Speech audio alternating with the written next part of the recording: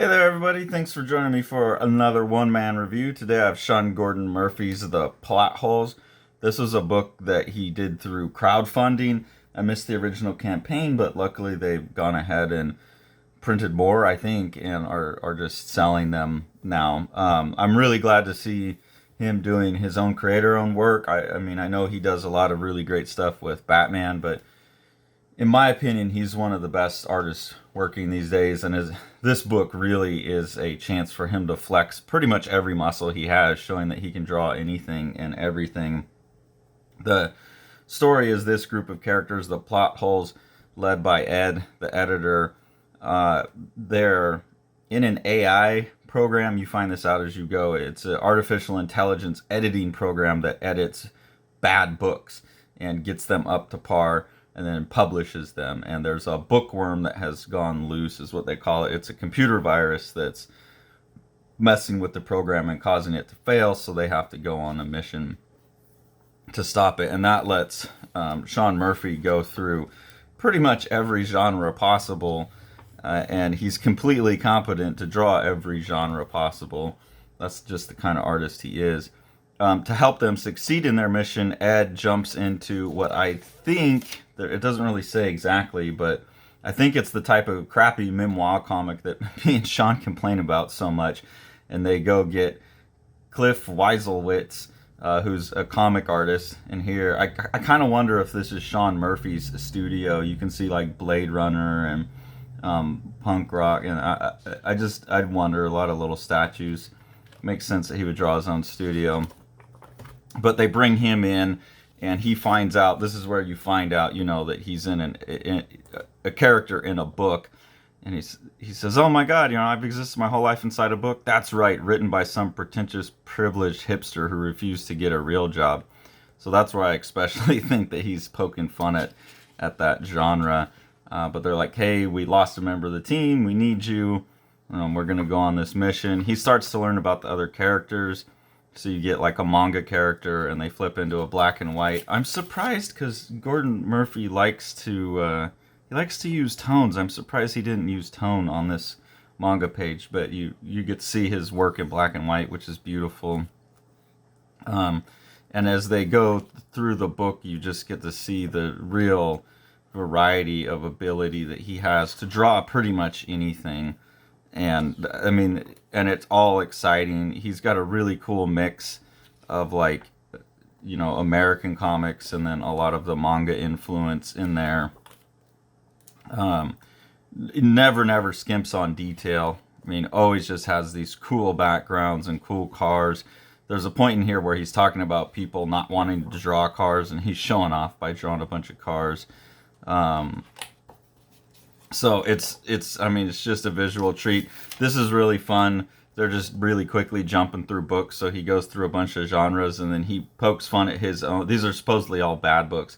So he pokes fun at his own book that came out from Vertigo a long time ago, Punk Rock Jesus, which was a black and white book. And I actually had the privilege of making fun of that cover here in the drawing I did for my other book that I did with Dave, You Don't Know Jack.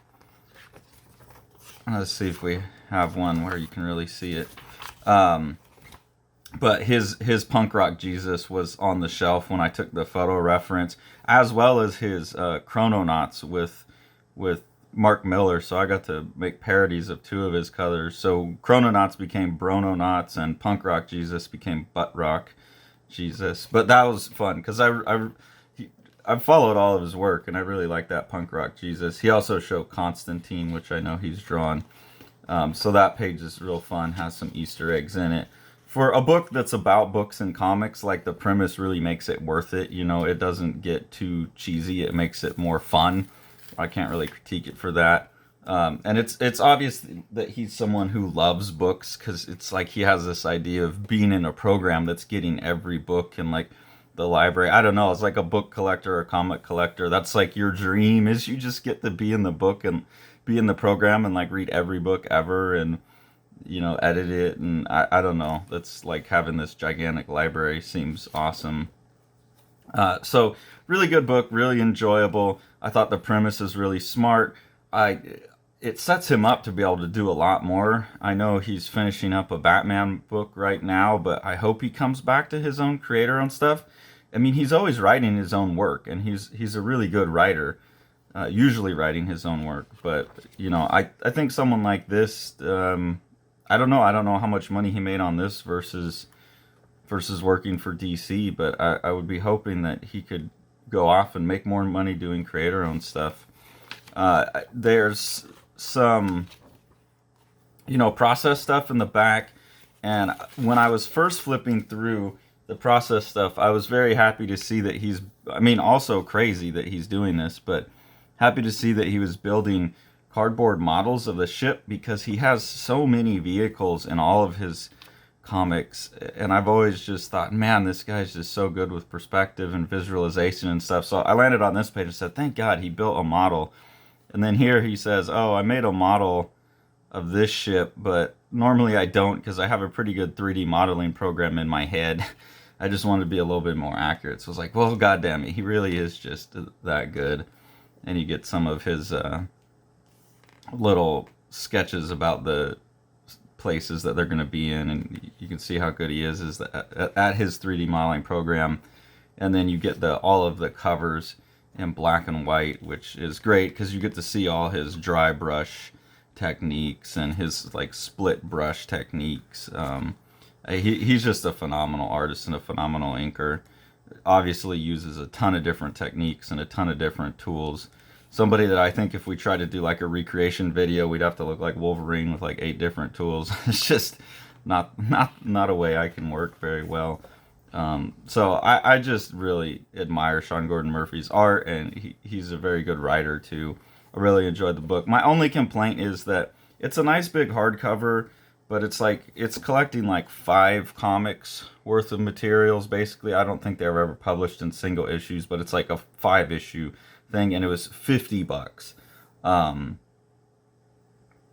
I think that's like a pretty steep price, but I get it. Also, he's self-publishing, and so maybe have to get charged a little bit more. But it seems like a big collection about this size would be more like $30. $50 would be like a saga collection. Like a gigantic chunk of 24 books or something like that. So it's a bit steep of a price, but it is a really good book. It's worth having. They have a softcover edition for $30. So if the 50 is a little much, check out the 30. But I do highly recommend it. Anything by Sean Murphy, I recommend. At some point, eventually, if you're wondering about this You Don't Know Jack book, this should be recollected in a collection of my work called 6 Macro Cons that will be coming out at some point. We don't know when, but at some point Sean will be putting it out through Living the Line. So you'll be able to get a hold of this eventually, because this was a super limited run of books that we did. No, we still can't see. I drew one image and cut and pasted it a lot. We have Preach It, but you can see his butt rock Jesus there, and Brono Nuts. And if you haven't picked it up yet, make sure you pick up our Strange Death of Alex Raymond. You can see it was pretty comparable in size. Murphy's is a little bit smaller, but it's a nice big book. If you also want to see some awesome pen and ink art from myself and Dave Sim, not to brag, but I think we made a pretty beautiful book. And then with Sean's perfect production, this is definitely worth grabbing. Thanks for following along. Take it away, Jack.